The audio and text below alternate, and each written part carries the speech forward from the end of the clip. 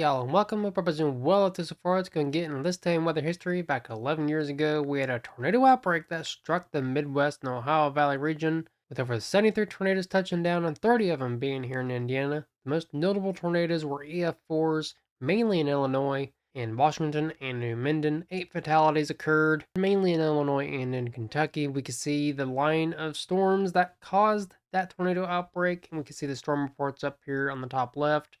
Mainly were all wind reports, with the tornado reports being here in west central Indiana and east central Illinois and down here by Kentucky on this high risk day. It was the second largest tornado outbreak in Indiana history, with the strongest tornado being near Lafayette, which was an EF3, and it devastated a middle school and a lot of businesses were damaged as well.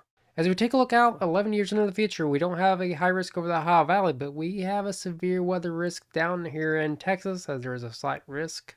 There's another slight risk tomorrow over eastern Texas and south central Oklahoma. Mainly a marginal risk is in effect from Missouri down into Louisiana. Move off into Tuesday, there is a marginal risk from Louisiana up into Alabama, mainly because there is a tropical storm down there in Central America right now, which we'll take a look at here in a little bit. As far as the risks go, there is no risk for hail today, but mainly tornadoes and high winds are the primary threats. Tomorrow, low wind threat for hail and tornadoes, primary threat being high winds. As far as Tuesday goes, we don't know what the main risks are going to be just yet.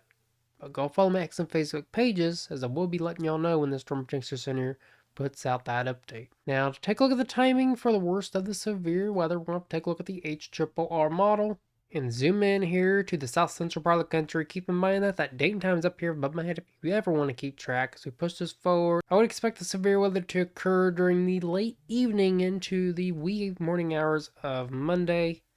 Keep in mind that tornadoes and high winds is the primary threat tonight. We take a look at the tornado parameters first, which shows us where the most favorable ingredients for tornadic activity could be at. We can see that as we head into the wee hours of the morning, at right around 3 o'clock Eastern time, probably 2 o'clock in the morning Central, you can see the tornado parameters are at right around 4 or 5, which is pretty sustainable. So it's looking like a nighttime tornado event is going to be occurring. So make sure you have a way to receive alerts and you know where to go when that tornado warning is issued for your location. As we can see, there's going to be a squall line rolling through at this time, which we can see some supercells ahead of it, which could spawn a few tornadoes. As far as the winds go, we could take a look at the sustained winds, right around 30 mile an hour sustained winds, with about 40 to 50 in some areas getting in on 60 mile an hour wind gusts. So power outages could also be likely tonight. So please be aware of this, and make sure if you have anything you don't want blowing around outside, make sure you put that up as well. Now, to take a look at Monday's timing, we'll have to take a look at the 12Z HRRR run. And then to take a look at Tuesday, we'll take a look at the NAM 3 kilometer. Now, as we push this forward into Monday, this is looking to be a late morning into early afternoon event, and squalling is going to be rolling through. Keep in mind, high winds is going to be the primary threats tomorrow, with sustained winds basically being the same as here on Sunday, with about 30 mile an hour sustained winds, winds gusting to upwards of 40 to 50, to some areas getting in on 60 to 70 mile an hour wind gusts. So again, power outage is going to be likely tomorrow as well. As a few tornadoes, tornado threat tomorrow is not as significant as it is today, but still a chance for tornadoes. You can see about 1 to 2 in some areas getting on a 3 out of 10. So not as sustainable as here on Sunday, but again, a risk nonetheless. Significant tornadoes can happen on low wind days, so keep that in mind. Now, to take a look at Tuesday, since we don't know what the main risks are going to be, we're going to still take a look at the timing. Keep in mind the marginal risk is in effect from Louisiana up into Alabama as we push this forward. This is looking to also be a late morning into early afternoon, with some areas getting in on early evening. I'm thinking this is going to be mainly a big old flash flooding event. As you can see, the darker the res, the heavier the rain, obviously. And I'm thinking it's going to be mainly a big old windbag event on top of that. As we take a look at the precipitation totals, we can see right around 5 inches on average down here in eastern Louisiana, with about 2 to 4 inches surrounding that. So the main concern on Tuesday is going to be flash flooding. So if you live in a low-lying area, please be aware of this. See a flooded roadway, turn around, and do not drown. Take a look at the winds that we could expect with this as well. It's looking like The winds aren't going to be as strong as they are on Sunday and on Monday, but this is subject to change, obviously, and I will let y'all know on X and Facebook as to what the threats will be, but my guess would be all hazards are going to be possible, with the main threat being flash flooding. So again, please be aware of this. But live in a low-lying area and turn around, and you do not drown. So now that I covered the severe weather for the next few days, let's go and take a look at what we can expect for the next couple of weeks. Of course, the severe weather for the next couple of days. And the severe weather threat down here in the deep south is mainly caused by that tropical storm down in Central America, which is going to be causing a lot of flooding, obviously. And once we move past that, it's looking to be pretty dry amongst much of the lower 48, except for some heavy snow and rain, which is driven by an atmospheric river event. If you don't know what that means, put a definition of it right here. It's basically a whole bunch of rain, a whole bunch of snow over a long period of time, which causes flooding and a lot of snowfall as well, which I'll put the snow totals and rain totals right here for you. And it's looking like we could be coming in on some snowfall this weekend. I'll be out there reporting on any sort of snowfall we get. Might be some lake effect snow bands coming through. I already put out a bread milk advisory because as we take a look at the snow totals all the way out into next weekend, we can see we're getting in right around 1 to 3 inches in New York and Pennsylvania and parts of Vermont, New Hampshire. Most significant snowfall is going to be in the Appalachian Mountains, which I would probably go ahead and issue a bread and milk warning for y'all, because really, you get any sort of snowfall in those mountains, it's treacherous, obviously. A dusting over here from Ohio and Indiana and parts of Wisconsin, so that's why I only issued a bread and milk advisory over this area, because it's not really warranted of going out and getting that bread and milk now.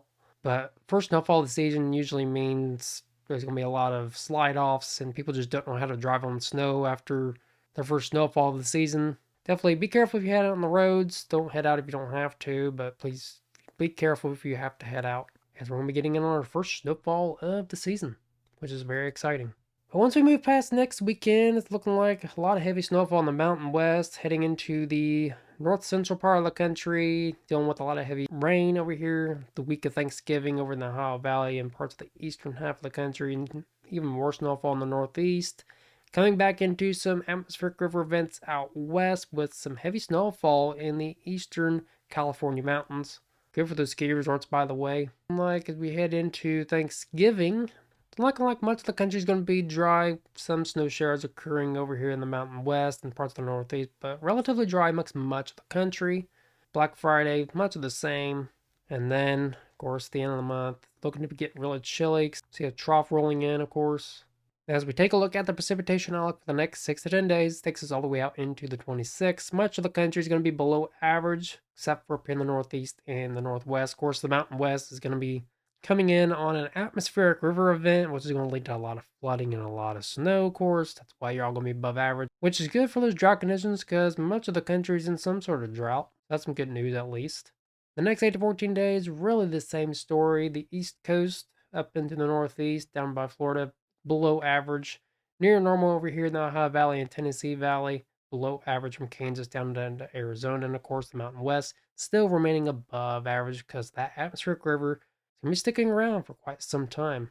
And we can see the risk for heavy precipitation, of course, slight risk in the Mountain West over here by California up into Washington, mainly due to that atmospheric river that I keep talking about. And of course, the snowfall. Of course, this is one of the reasons why I issued a bread and milk advisory because of the slight risk for heavy snow. It's going to be mainly lake effect snow, so definitely be aware of this if you're heading out on the roads. It's going to be pretty exciting. I'll be reporting on some snowfall if we get any here at the Winds Weather headquarters next weekend. Of course, Mountain West going to be coming in on a lot of snowfall because, of course, the atmospheric river event going on. And there'll also be high winds accompanying that snow, so it could be dealing with some whiteout conditions on top of that, so be aware of this. If you're a snow lover, this is very exciting. I like snow to an extent. Just one snowfall a year is what I would prefer. I'm not much of a cold weather person. If you like cold weather, then that looks like you'll be getting your wish here soon. Now, on to the temperatures. I'm sure y'all are curious as to what the temperatures are going to be looking like as we head into Turkey Day. Well, we head out of the weekend. It's looking to be pretty warm. So if you have anything that needs done outside, like putting up the Christmas lights, mowing the yard, or anything that needs done on the farm or anything like that, I would do so no later than Tuesday, as it's looking like it's going to start to get really cold out there. It's going to stay cold. About 20 to 30 degree temperature is going to be sticking around as we head into next weekend, which is going to be when our snowstorm is going to be. And it's just going to be cold for quite a while, actually, at least until The week of Thanksgiving, at least in the East Coast, is going to be pretty warm. But don't expect that warm air to stick around because it looks like as we head into Turkey Day, really going to get chilly. We can see about 20 to almost single digit temperatures for much of the country. So prepare for the chill in the air, y'all. That chill in the air is going to see sticking around. We'll take a look at the feels like temperatures as we rewind this. Negative feels like temperatures up there in the Dakotas as we head into the weekend, into Thanksgiving weekend. Single digit feels like temperatures on Thanksgiving for much of the eastern half of the country here. So prepare for that. This is about 20 to 30 degrees below average. You can see over here by Iowa, about 30 degrees below average over there. Very, very cold. But what is sort of interesting though is the Climate Prediction Center is showing above average temperatures for much of the country. Although the east coast here is a little bit below average, parts of the northwest as well. Take a look at the next 8 to 14 days. Really, this is what the interesting part is. Much of the country is in above average temperatures, except for the northwest. And basically, above average temperatures, you don't have to have warm temperatures to have above average temperatures. You can still freeze your tuchus off and get in on above average temperatures. So be aware that chilly air is unfortunately going to be sticking around. But if you like chilly air, then I guess look forward to that.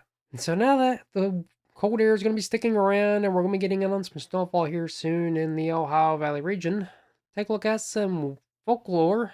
Squirrels that gather nuts in a flurry will cause snow to gather in a hurry, so I'm betting some squirrels are going to be hurrying up and getting those nuts. Thicker than normal corn husks means a harsher winter.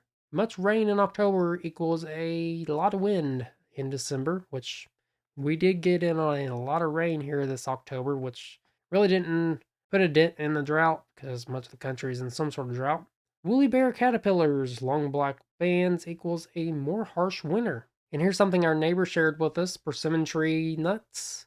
We have some persimmon trees here in our backyard. If you have a spoon in the nut, you pretty much have to crack open the nut to see whether or not it's a spoon, knife, or fork. But spoon means a lot of snow, and knife means a very chilly winter. Fork means a nice warm winter with not much snow. There has been some spoons in our nuts, what she said. So that means a lot of snow here at the Williams Weather headquarters, which means a lot of content potentially here outside of the Williams Weather headquarters for y'all. And here is an interesting Thanksgiving fact, which I'll have more in the next video, which will most likely be my Thanksgiving forecast, which I will share more Turkey Day facts, and I will share a fictional story with y'all too. So make sure you stay tuned for that. The turkey pardon tradition. It's often thought to be a long-standing tradition, official act of President of the United States granting a pardon to a turkey, which began with George H.W. Bush in 1989. However, practice of sending a turkey to the White House started earlier than that. Harry Truman was the first president known to have received turkey from the National Turkey Federation in 1947, which was during the war. But there's no record of that happening before Bush. But it has since become an annual tradition where the president spares a turkey from becoming dinner, sending it to live out its life on the farm or any institution. So that's the turkey pardon. I know when it was Trump versus Hillary, it was sort of a lighthearted moment, although Hillary's evil. Hillary said something about pardoning Trump, and he's like, oh, you have to wait till I get in the White House or something. So basically, the presidency doesn't have to be so serious all the time, although it is a serious job and it is a big job. So I hope y'all enjoyed today's weather forecast. If you did, please make sure you like and share the video so more folks can see the video. Don't forget to comment below the video, as feedback helps provide you, the viewer, better and more informed content in the future. And don't forget to hit that subscribe button down below as well, because here on Wednesday we try to make weather forecasting fun and informative. We also hit 400 subscribers, so thank each and every one of y'all for getting this channel over that milestone. I greatly appreciate that. And I'm trying to grow my Rumble channel as well. If you want to check me out on Rumble at WilliamsWX98. Go check that out. So basically, sum up this video, it's looking like could be coming in on some severe weather down here in the south central into the deep south, where it's looking like it's going to be mainly a big old windbag event with a few tornadoes possible, so please be aware of this. If you live down there in the deep south on Tuesday, could be coming in on some major flooding. If you live out west, it's looking like an atmospheric river event's going to be sticking around for quite some time, so be aware of flooding and some heavy snow.